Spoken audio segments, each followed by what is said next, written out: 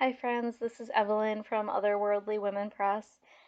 I just got in the mail a scalp massager, I guess I would call this. I got it off of Amazon um, because I don't know about you, but during this pandemic, I'm not stepping foot into a salon. As you can probably tell with my crazy hair, I cut it and colored it myself. Uh, but I'm lacking self-care right now, and I think a lot of us are lacking self-care. So this was my kind of solution to take care of my scalp and take care of my hair a little bit better. Uh, Being stuck at home, it's not very motivating to do self-care, like simple things like this. Usually I massage my scalp in the shower, but even that, I just haven't been washing my hair very much because I don't go anywhere other than a bird sanctuary to volunteer, and sometimes outside for a walk. But yeah, I was thinking I have a lot of scalp buildup. A couple things to note about not washing your hair. It's actually a really good thing. The natural oil buildup is really healthy for your hair. So it's not a big deal to go a week or 2 weeks without washing your hair, but not everyone can do that. Everyone has different scalps. So if you have a drier scalp, like I do, you can go a long time without washing your hair. But people who may be prone to um, breakouts and are a little bit oilier need to wash a little more often. Also, someone with a sensitive scalp may not want to do something like this with a scalp massager's tool to exfoliate the scalp. They may just want to massage the oils into their hair. Um, Years ago, when I was working at Intelligent Nutrients, we used a lot of oils, and oil isn't a bad thing to use in your hair.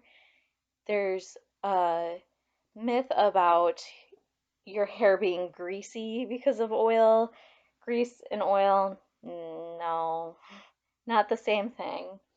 My cat's over there cleaning himself. I hope you don't hear him. Uh, it's actually really good to use some sort of treatment to exfoliate the scalp, whether that be a chemical exfoliant that you can buy at, say, Ulta or Sephora or even the drugstore, something that you put on your scalp to stimulate and to something with like salicylic acid will help get the gunk off the scalp.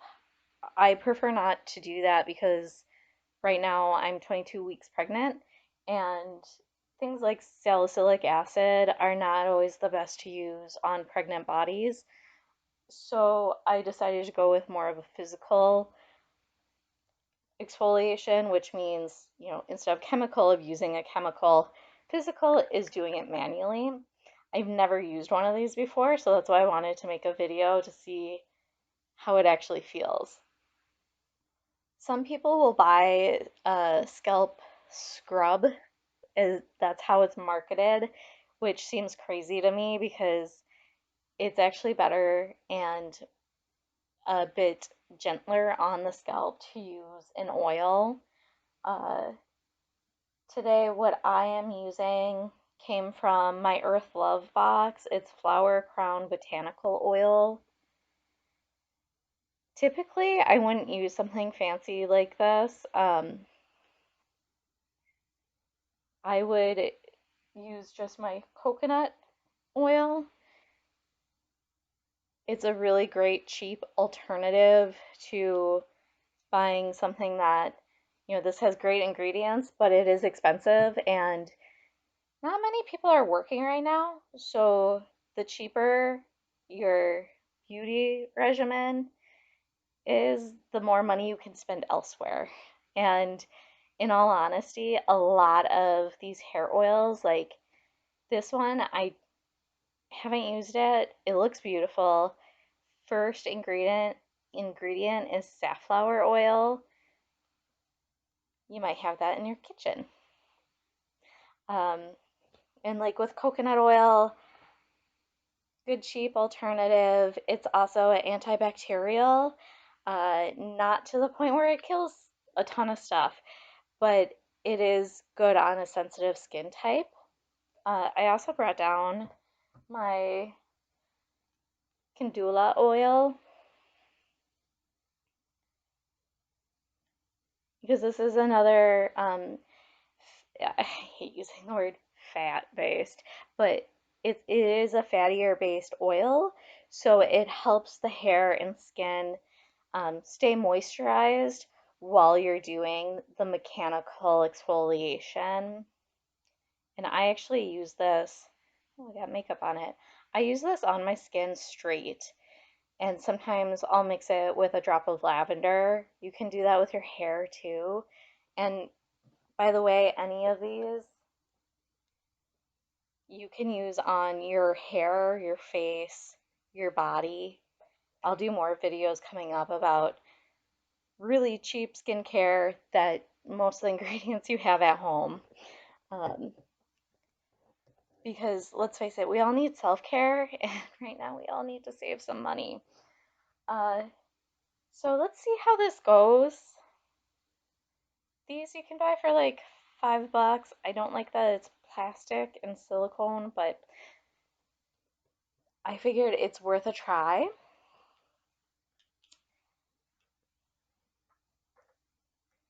So again, first time ever using this kind of product. I'm going to shake up my oil here. One of my favorite things to do when I'm not pregnant is actually to use rosemary oil mixed with a little bit of coconut oil. This is a liquid coconut. You could also mix it with the stuff you have in your kitchen. If you want to mix it with olive oil, you certainly can. A little bit goes a long way with these oils. I must say that too, because people will use them and then it won't wash out, and they'll say, "Oh, I'm all greasy." You used a little too much, and it's easy to do. So I'm just going to apply this Flower Crown Botanical Oil to my part and kind of go through my hair and just apply it in some different locations. Not very exciting to watch. Yeah, and a little bit goes a long way. And Harvey's over there grooming himself. So hopefully he'll go to sleep.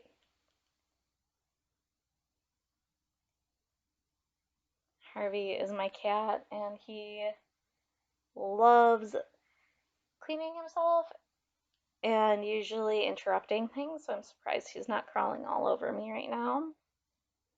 So you can see that my scalp is, or the hair has a little bit more of a gleam to it, a little bit more of a shine. One of my big problems is the back of the head right here.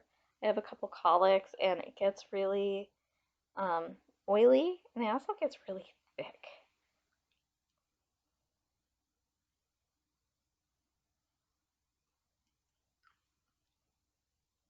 So we're gonna see just with a few dropperfuls of the few droppers, see how my scalp can it be exfoliated. I would run, if I were you, and this is your first time working with oil in your hair, just that little bit and try to massage it through the scalp before going in with any kind of exfoliating tool. And if you have a sensitive scalp, only massage with your fingertips. Don't go in with your nails. It can irritate the skin a bit, and so can a tool like this if you're sensitive or if your hair is thinning. You also want to be careful with tools like these. There's a lot of tools marketed towards people with thin hair. You just got to be really careful because essentially when you're manipulating, you are also pulling out hair.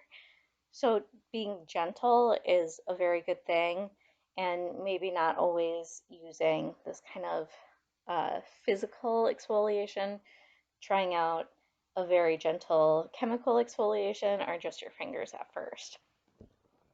So I'm going to go in and see how this feels. Just trying to do sections on my head and trying to rotate through. So it's almost like combing my scalp, but rotating in a circular fashion. It doesn't feel as good as a massage. I wonder if back here it will. Those tight muscles in the upper neck massage out. It really just feels like getting poked in the head really hard, but I wonder. Oh, you can see a little bit of dandruff on there, which that's what you're hoping for when you're doing this kind of mechanical exfoliation on your scalp. And the reason to do this, other than just to exfoliate, is exfoliation helps with skin turnover. So you're going to get more hair growth, is the claim that's made by places that sell brushes like this. I don't know if it's true or not. Um, but the science behind skin will say you're going to turn your skin over quicker if it's stimulated. For me, this is just a way of getting rid of the grime that has built up on my scalp. And there's probably prettier ways of doing this. I'm not a hairstylist. I went to school for skincare eons ago. I have sold all sorts of skincare and beauty tools on a home shopping channel and also Sephora, a couple other companies.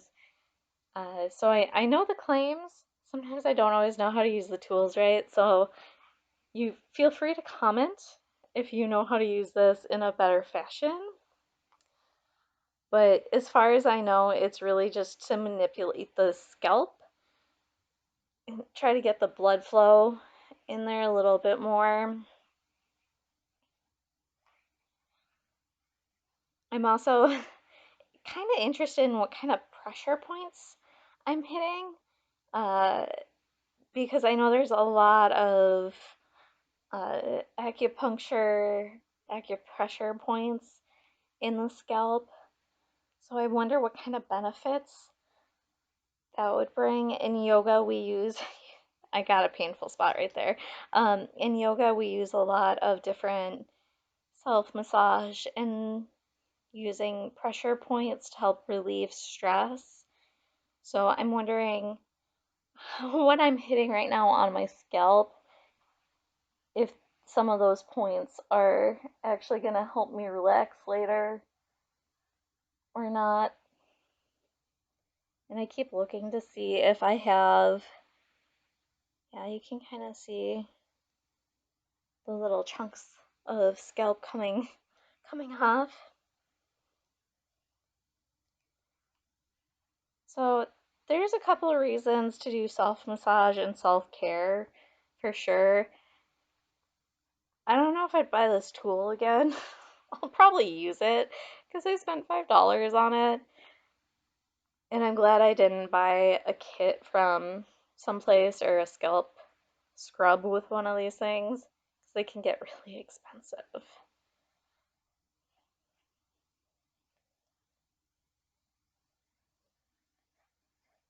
So this is pretty much what you do.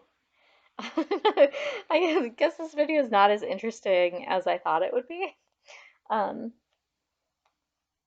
but really the goal is to stimulate the scalp.